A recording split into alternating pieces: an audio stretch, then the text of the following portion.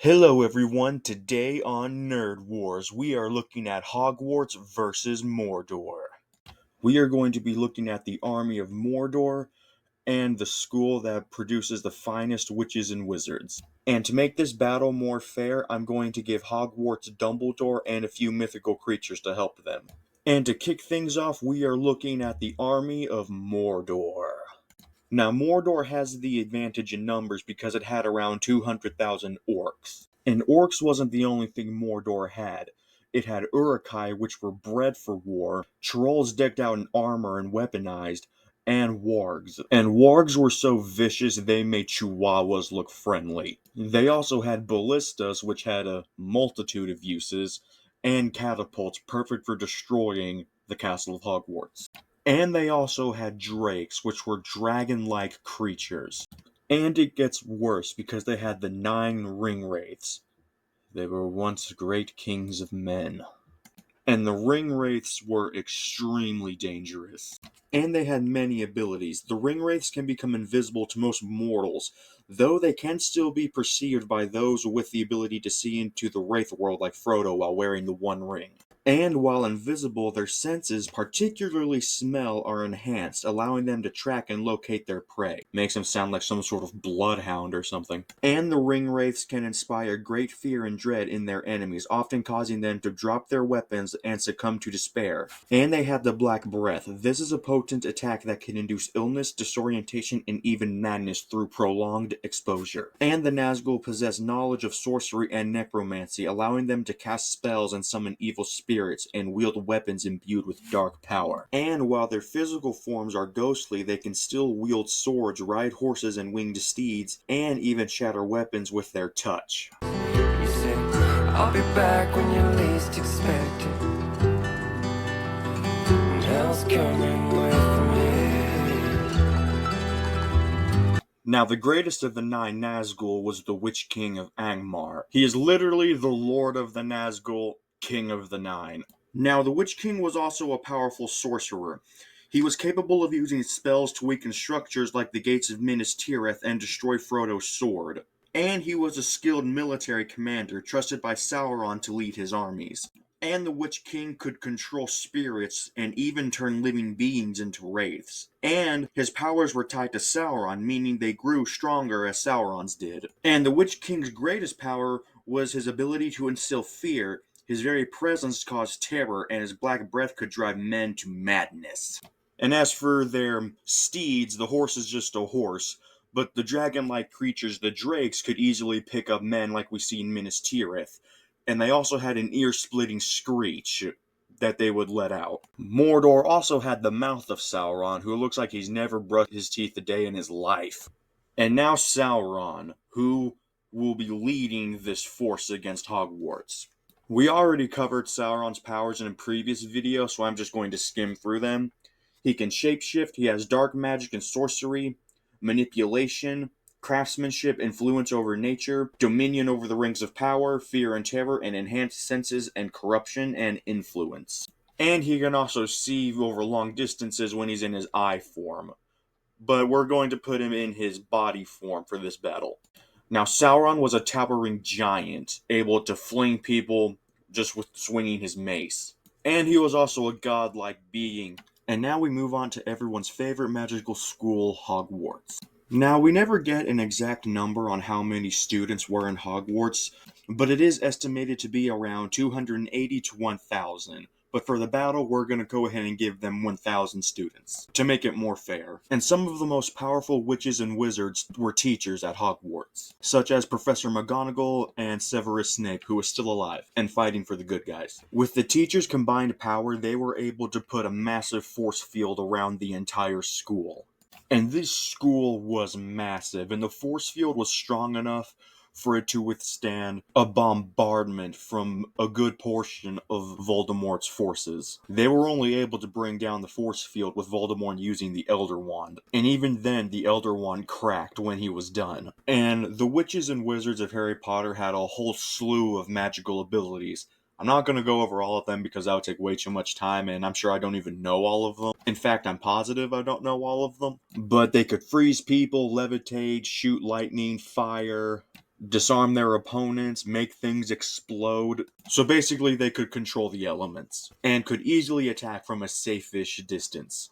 The witches and wizards could even turn their animals into objects. And they had magical flying brooms, which would be perfect to fight off the orcs, considering the only flying things they had were the drakes. And of course, who can forget the Weasley twins' magic fireworks? I know I sure can't.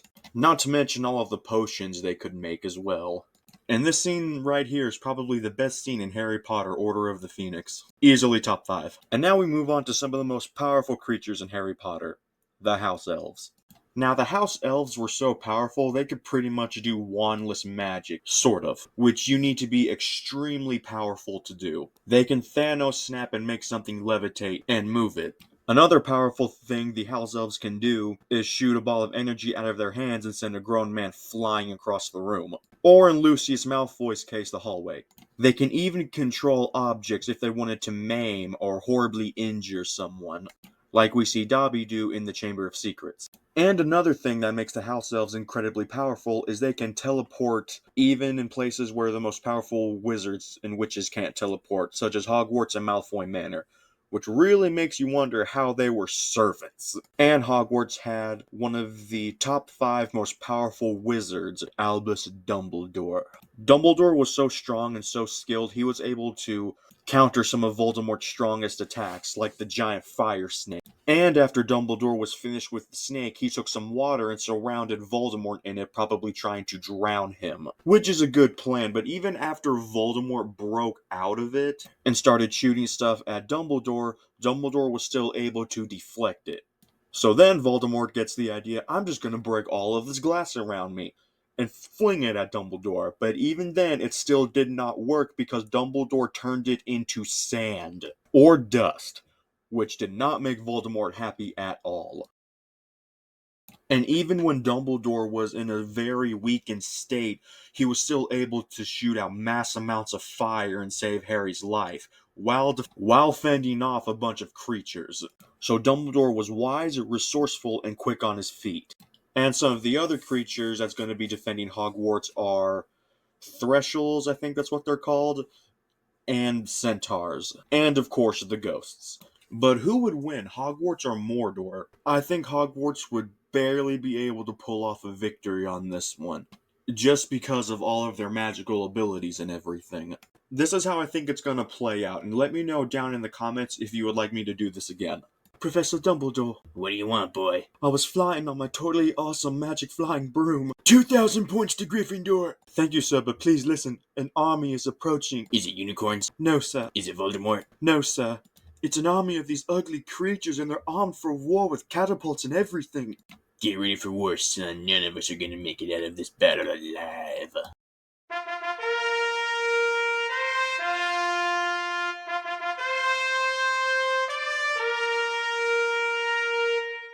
Now, what do we have here? It looks like a school, Lord Sauron. Well, guess what, Orc? I have a name. I don't care. It's Jeff. Jeff, look at my face and ask me if I give a... Alright, maggots, we're going to war. Cool. Alright, now, in all seriousness. So Hogwarts is able to learn about the incoming attack. Professor McGonagall uses a spell to gather the army of stone knight statues. And as the knights are marching onto the bridge, the teachers at Hogwarts combine their forces and make a shield to protect the school, giving them more time to bolster their defenses. But then they hear the sound of an incoming army, legions of orcs and other creatures.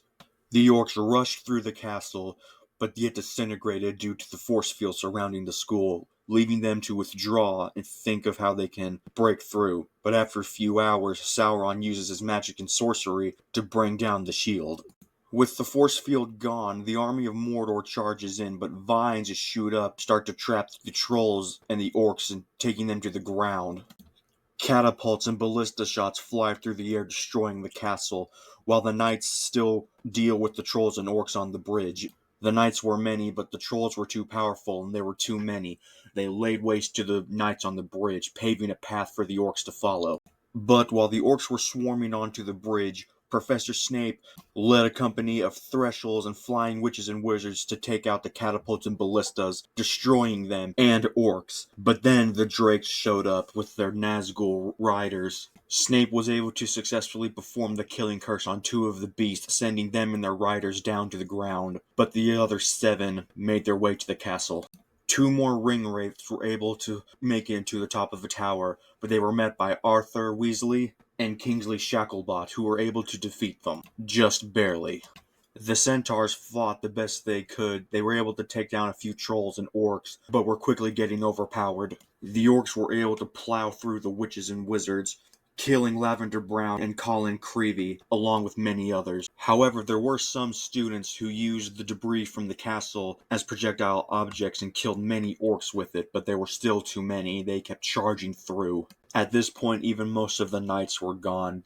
Even the house elves, who together had the power of an army, were starting to take casualties. So they decided to teleport the injured wizards and witches to safety. The orcs were too many, too powerful, and things only got worse when 2 more ring wraiths showed up. Students dropped their wands and fled, but there was one who stood to face them. Mad-Eye Moody was quick enough to turn one of the wraiths into a ferret. But just as the other ring wraith was about to stab Mad-Eye Moody, Fred and George Weasley came in flying on their brooms, catching it off guard. And while Fred launched the wraith all the way to the lake, George was able to levitate a part of the castle wall debris and fling it at a large group of oncoming orcs, killing them on the impact. Because they're legends. But that victory was short-lived when Sauron appeared. He tore through the witches and wizards. The only thing they had left to do was to retreat back inside the castle. The students were able to run inside while the teachers covered them. But there was one man who did not retreat back inside. Albus Dumbledore stayed outside, using spell after spell, killing dozens of orcs, and then making this massive, almost a tornado-like wave of fire, catching dozens of orcs and trolls and wargs on fire. For Dumbledore knew that he needed to buy everyone as much time as he could for them to come up with an attack plan. And when Dumbledore finally retreated back inside, they had already had a plan made. Hermione Granger came up with a plan she thought would work, so they tried it. When the orcs tore down the doors, witches and wizards were there to disarm them of their weapons and fling them back at the orcs, killing them. And so the cycle repeated until eventually the orcs were too many in number that it stopped being effective. Ron, Harry, and Hermione ran, leading the group of orcs away from the others, with a shadowy figure following them. The trio finally made it to the Great Hall and stopped. There they met up with Remus Lupin and Nymphadora Tonks and Mad-Eye Moody. Then the shadowy figure was revealed to be none other than the Witch King of Angmar himself. Nymphadora went to attack the Witch King, but one swing from his mace sent her flying to the ground, with a sword met quickly afterwards. Remus Lupin yelled as his wife-to-be laid there dead. He tried to attack the Witch King, but his black breath was so powerful, Lupin just stood there like a statue, and the Witch King quickly severed his head. But Hermione Granger quickly went behind the Witch King and froze him in place while Mad-Eye Moody turned him into a frog. Realizing they needed to make their final stand now, the Order of the Phoenix and Dumbledore led the final charge of the witches and wizards against Sauron's forces. They were so powerful together the orcs couldn't even get close to them, and they were able to drive the orcs back to the courtyard. Sauron, with his last 2 ring wraiths, charged at the Order of the Phoenix and the entire school. Molly Weasley was successfully able to defeat one of the ring wraiths, while Neville and Luna were able to defeat the last one.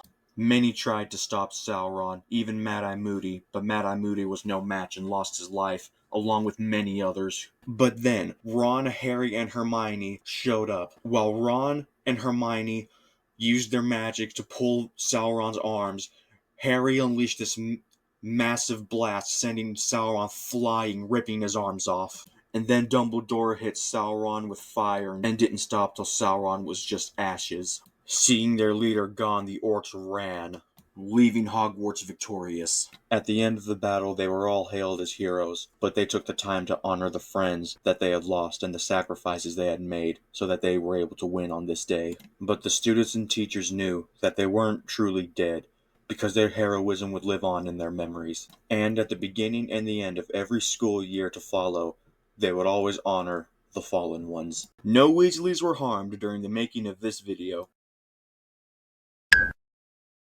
At least that's why I think Hogwarts would win in a battle, but let me know your opinions in the comments. And also let me know if you want me to narrate more battles. And as always, please hit like and subscribe. Live long and prosper. May the Lord be with you and stay awesome.